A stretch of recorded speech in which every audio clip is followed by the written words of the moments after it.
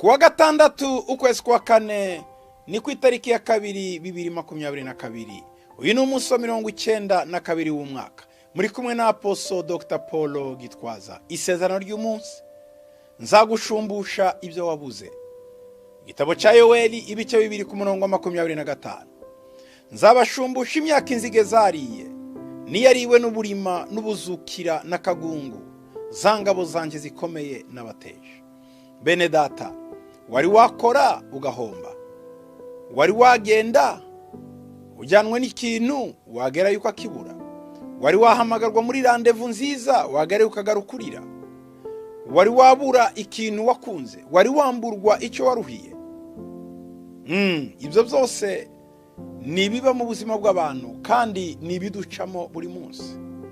Ariko Imana yawe irakubwiye uyu munsi mu isezerano ngo nzagushumbusha ibyo wabuze. Reba ibintu umaze gutakaza ibyo wabuze, hanyuma Imana yawe irakubwira ko ugiye guhabwa isezerano ryo gushumbushwa. Akira iryo sezerano mu izina rya Yesu.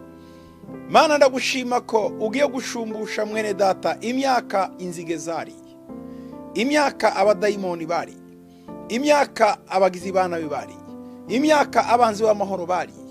Ubuzima bwe, amagara ye yariwe n'umwanzi, inzu ye yariwe n'umwanzi, abana be bariwe n'umwanzi, ikintu cyose Satani yibye kandi Satani yambuye.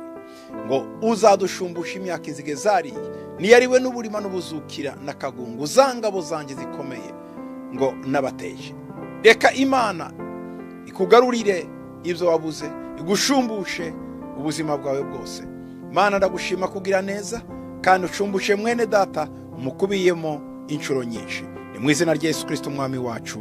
Amen.